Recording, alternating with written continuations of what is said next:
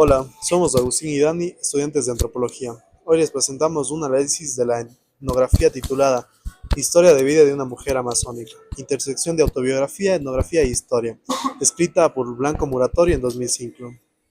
Blanca Muratori es una reconocida antropóloga ecuatoriana, profesora en la Flaxo, Ecuador, y en University of British Columbia, especializada en estudios amazónicos. Este artículo se basa en más de 10 años de trabajo de campo de la comunidad Napo Quichua de Napo, en la provincia de Napo, Ecuador. El texto toma como punto de partida las relaciones dialógicas entre la autora y Francisca Andy, narradora de historias del pueblo Napo Quichua, para reflexionar sobre las condiciones del trabajo etnográfico a lo largo del artículo. Muratorio intercala una doble narrativa que nos permite a otras voces y abre múltiples posibilidades interpretativas, tanto desde la antropología como desde las propias experiencias y saberes de las mujeres indígenas. Se trata de una experiencia de reflexividad compartida en la que tanto la investigadora como la Francisca participan activamente en la interpretación de las culturas. El artículo también muestra cómo Francisca construye su identidad como mujer napo-quichua a través de las memorias y del relato, utilizando sus historias de vida como una forma de resistencia, de afirmación y de agencia cultural. Así como dice Agustín, el estudio se centra en la historia de la vida de Francesca Andy. Es una mujer indígena, napo quichua, casada a los 10 años y es curandera de su comunidad. Nuestro interés al elegir este texto fue entender cómo se construye la identidad de una mujer amazónica mediante la memoria, el poder del chamánico, que es los chamanes, y la resistencia cultural. En este video explicaremos dos puntos importantes: la tesis central del artículo y la metodología que utilizó. Moratorio. Además de esto, los hallazgos principales como sobre la identidad y memoria. Y cuatro, nuestras reflexiones finales. La tesis central y conceptos claves. La tesis principal de Muratorio es: la etnografía debe concebirse como un proceso dialógico donde la voz de la informante y del antropólogo se entrelazan en un acto de reflexividad compartida, en lugar de un consentimiento puramente informado como la firma en un papel. Muratorio protagoniza un consentimiento dialogado que implica años de confianza mutua con Francisca.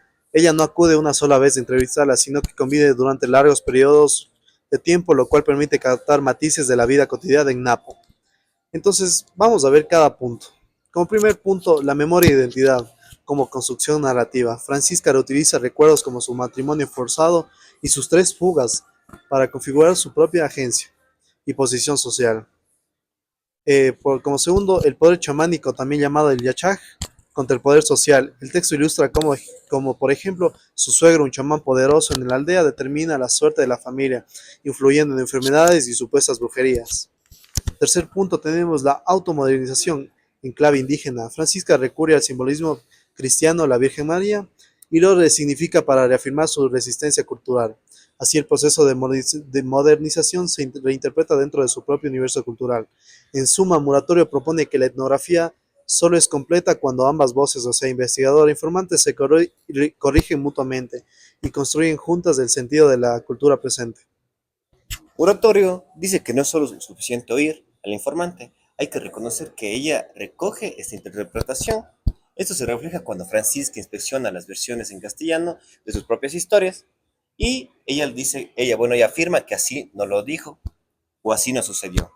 En el concepto de automodernización, aparte cuando Francisca relata su sueño con la Virgen, que está explicado en el texto, su sueño implica más que un mandato espiritual, porque ella le toma eso como una cosmovisión amazónica, significando símbolos cristianos para reafirmar su proyecto de vida, que es y su identidad de Napo Quichua. En definitiva, estos conceptos son claves que nos demuestran la complejidad de la memoria y la agencia individual dentro del contexto indígena. Ahora vamos a ver la metodología que Muratorio combina.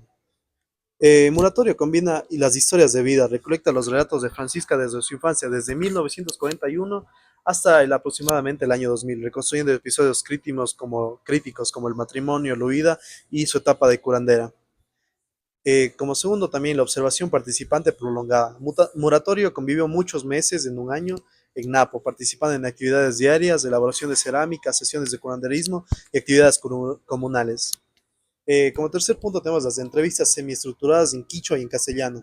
Cada anécdota de Francisca se registra primero en quichua para luego traducirla y discutir su versión en castellano. El análisis reflexivo, la autora expone su posición personal como mestiza bilingüe parcialmente exiliada para mostrar cómo su propia historia incide en la interpretación de los datos.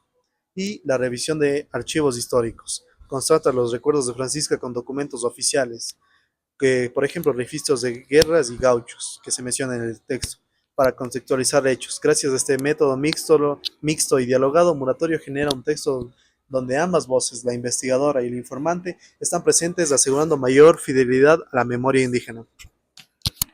De la lectura del artículo de Moratorio podemos identificar tres hallazgos principales que nos permiten entender la profundidad de esta historia de vida.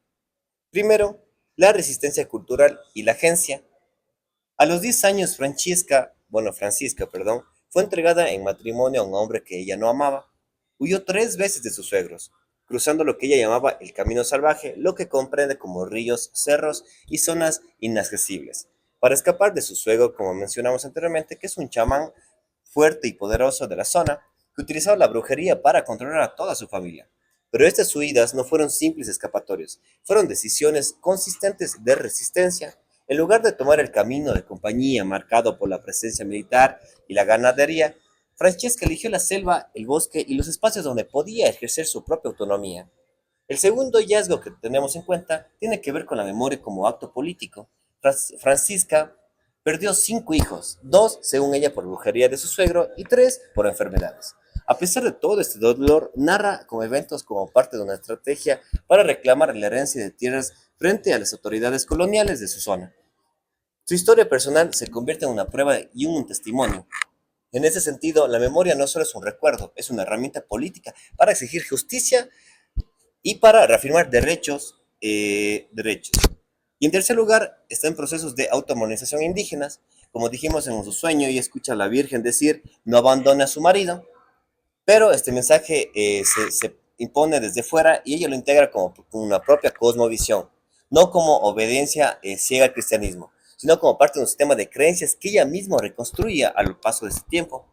Con esto, Francisca mezcla elementos foráneos de su cultura sin dejar de ser la mujer quien es. Es una mujer en Napo Quicho, curandera y resistente, que transformó lo ajeno en propio y reafirma su identidad y su agencia. Para nosotros, este estudio evidencia la vulnerabilidad de las mujeres indígenas ante el patriarcado y el poder chamánico. Sin embargo, celebra la capacidad de la agencia de Francisca, quien no solo reside, sino también resignifica símbolos externos para fortalecer su identidad. Nos hace reflexionar en cómo la memoria colectiva e individual puede ser utilizada como instrumento de cambio. El relato de Francisca trasciende su biografía personal y se convierte en un testimonio de resistencia para toda la comunidad. Así como mencionó Agustín, la propuesta de Muratorio sobre la etnografía dialógica desafía la idea del investigador común, que es el objeto y más que nada que es neutro. Aquí la investigadora reconoce su propia posición de mestiza bilingüe, en un cierto modo exiliada, lo cual abre un espacio al diálogo intercultural.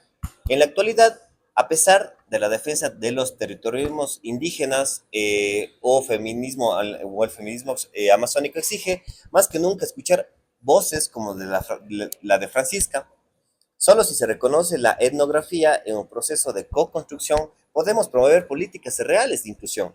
En esta conclusión, Historias de vida de una mujer amazónica es un llamado a la coproducción de saberes y a la escucha activa de las historias de las vidas indígenas. Yo soy Dani Román, estudiante de Ingeniería en Minas. Yo soy Agustín Morocho, estudiante de Estudios Internacionales. Analizamos el texto de Blanca Moratorio del 2005, Historias de vida de una mujer amazónica. Agradecemos a nuestra profesora Camila Torres, a las comunidades indígenas que generan conocimiento. Muchas gracias. Gracias.